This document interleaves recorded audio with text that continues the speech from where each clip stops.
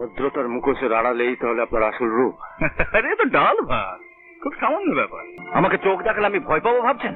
হ্যাঁ, না, কখনো না। আমি আপনার প্রত্যেকটা কুকীর্তির কথা গ্রামবাসীকে জানাবো। যারা আপনাকে দেবতার আসনে বসিয়েছে সেখান থেকে আমি আপনাকে নামাবো। না, এসব মিথ্যে। আমি চম্পাকে হত্যা করিনি, আমি কোনো অন্যায় করিনি। আমার শুধু একটাই অপরাধ, আমি অন্যায় বিরুদ্ধে মাথা তুলে দাঁড়িয়ে। জিতেন বাবু কোথায়?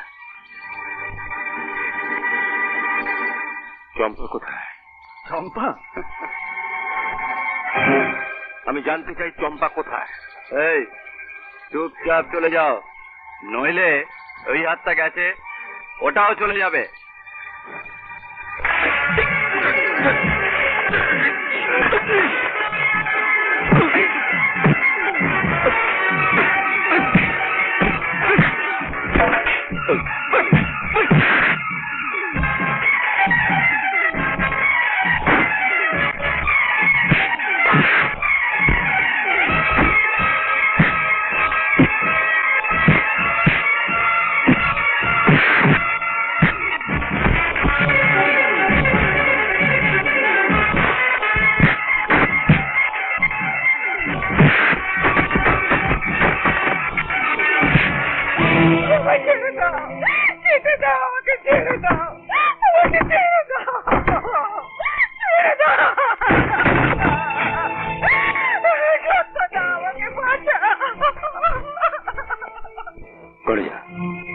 আরে সত্য বাবু, এসো এসো, ভেতরে এসো।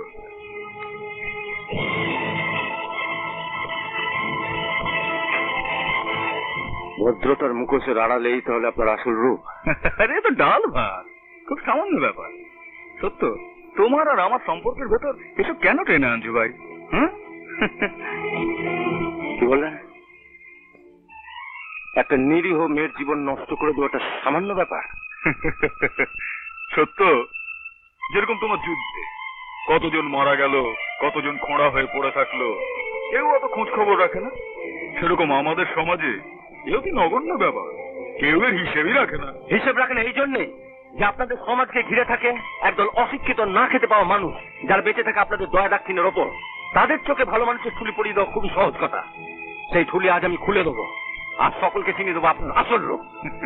কিন্তু লাভ হবে না, তোমার কথা কেউ বিশ্বাস করবে না। বরং তোমার মুখটা বন্ধ রাখো, তাতে তোমারও লাভ, আমারও লাভ। না, আমি অন্যায়কে কিছুতেই বরদাস্ত করবো না। বলো, মুখ বন্ধ রাখার জন্য কত নেবে? 10,000, 15,000, 20,000 না 30,000? আপনি টাকা দিয়ে সত্যকে কিনতে চাইছেন?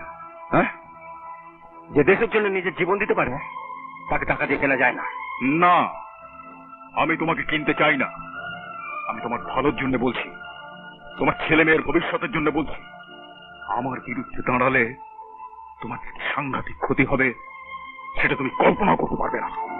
আমাকে চোখ দেখালে আমি ভয় পাবো ভাবছেন? হ্যাঁ, না, কখনো না। আমি আপনার প্রত্যেকটা কুকীর্তির কথা গ্রামবাসীকে জানাবো। যারা আপনাকে দেবতার আসনে বসিয়েছে সেখান থেকে আমি আপনাকে নামাবো।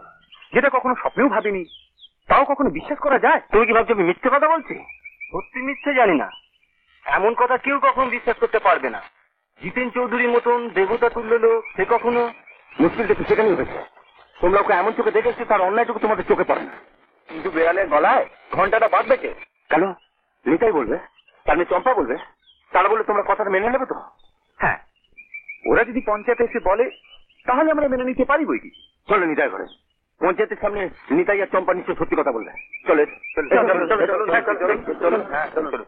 আমি কেন পঞ্চায়েতকে বলতে চাই? আমার হয়েছে দেখ। আরে জিতেন বাবুর গুন্ডারা তোকে বেঁধে চম্পাকে তুলে নিয়ে গেছিল, সেই কথাটাই বলবি। আমাকে বেঁধে রেখে চম্পাকে তুলে নিয়ে গেছে? হ্যাঁ, এমন বাপের বেটা আছে কেউ এখানে? কি বলছিস নিতাই? বিয়েই হলো না, ছেলের নাম রেখে ফেললো গোপাল। আসলে কিছুই ঘটেনি। আর কি? অথচ রটাচ্ছে চম্পার নাকি ছিল না নিয়ে। জিতেন বাবু কিরকম লোক তা কি আমরা জানি না? উড়ে এসে জুড়ে বসে আমাদের শেখাচ্ছে বলিয়ারি সত্যব্রত বলিয়ারি।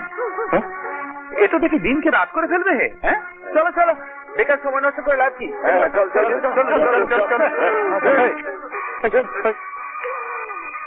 কি হচ্ছে বল? কি কেন তোর পরিবর্তন? বল কেন তোর পরিবর্তন? চম্পা, চম্পা, তুই কিছু বলছিস না? তুই কিছু বলছিস না কেন? বলো, মুখ বন্ধ করার জন্য কত নেবে? 10,000, 20,000, 30,000? জিতেন বাবু টাকাই তোর মাথা খারাপ করেছে। হ্যাঁ হ্যাঁ, জিতেন বাবু আমায় টাকা দিয়েছে, তা তোমার কি যায় আসে? গ্রামবাসীরা কে? আমি খেতে না পেলে ওরা কি আমায় খাওয়াবে? জিতেন বাবুর টাকা দিয়ে আমি চম্পার ভালো জায়গায় বিয়ে দেবো, তারপর সারা জীবন সুখে কাটাবো। নারী নেব না, এটা অন্যায়। এই অন্যায়ের বিরুদ্ধে তোকে লড়তে হবে না।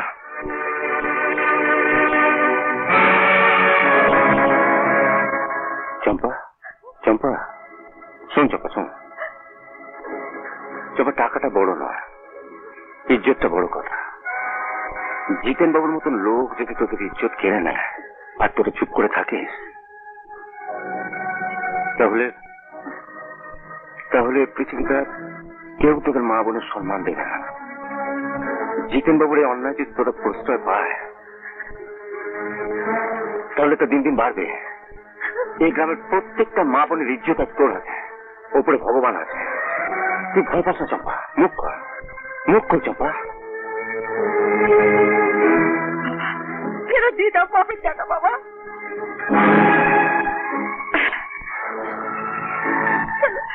চলো কাকা, আমি পঞ্চায়েতে দাঁড়িয়ে চিৎকার করে বলবো জিতেন বাবু আমার ইজ্জত লুট করেছে। তোমার মুখ বন্ধ করার জন্য ছুড়ে দিয়েছে টাকা।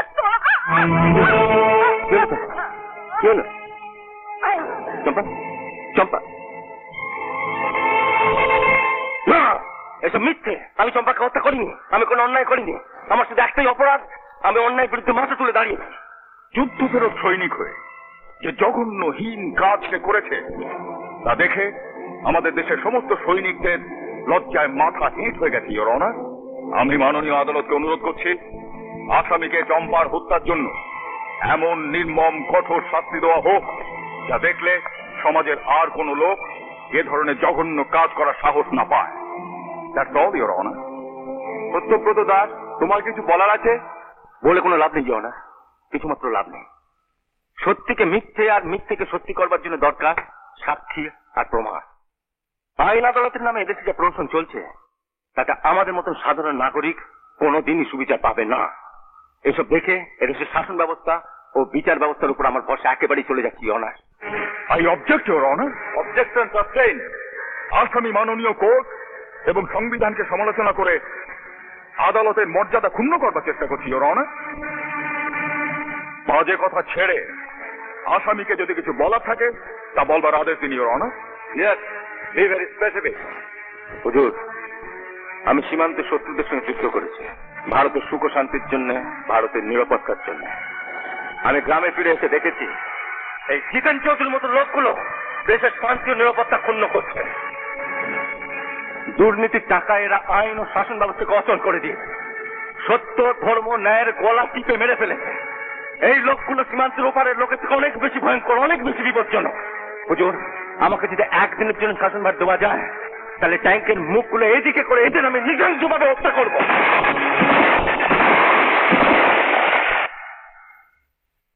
আমি নির্দোষী হওয়া, কিন্তু আপনার বিচার ব্যবস্থা আমাকে যা শাস্তি দেবেন, একজন সুসভ্য নাগরিক হিসেবে আমি হাসি মুখে তা মেনে নেব।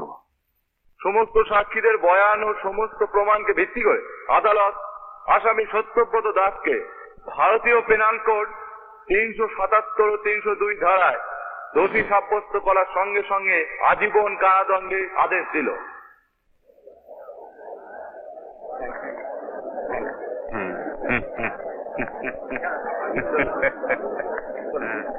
চলুন চলুন।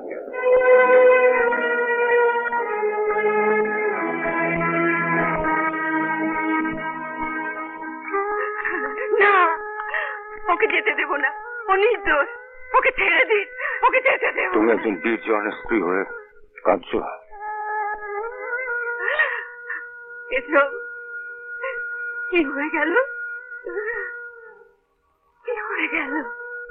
শত্রুপক্ষকে হটাবার জন্য আমাকে একটা হাত উৎসর্গ করতে হয়েছিল। কিন্তু আমি ছেলে মেয়েদের মানুষ করবো কি করে? তোমাকে ছাড়া বাঁচবো কি করে? মনে আমি দেখতে থাকতে তুমি মাথার সুযোগ মুছে দিয়েছিলে, এখন সেই সিঁদুর তোমার মাথায়,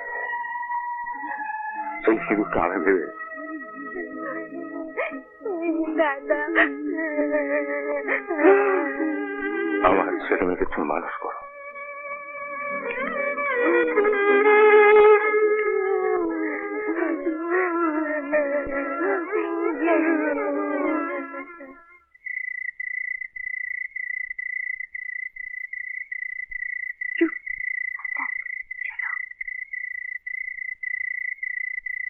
শব্দ করতে না। হয়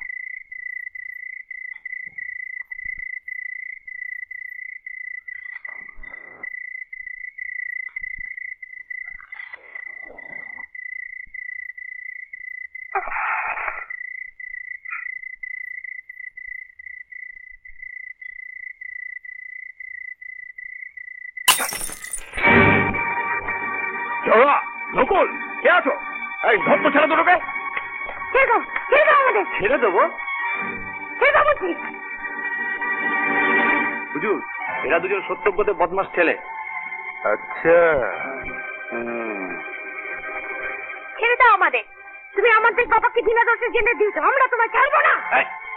আচ্ছা, বাচ্চা সাপের এত বিষ? এই সাপ ছবল মারার আগে এর পিস দাঁতগুলো বেশ ভালো করে ভেঙে দিতে হয়। এরকম আরো অনেক সিনেমা দেখতে হলে ডাউনলোড করুন ক্লিক অ্যাপ।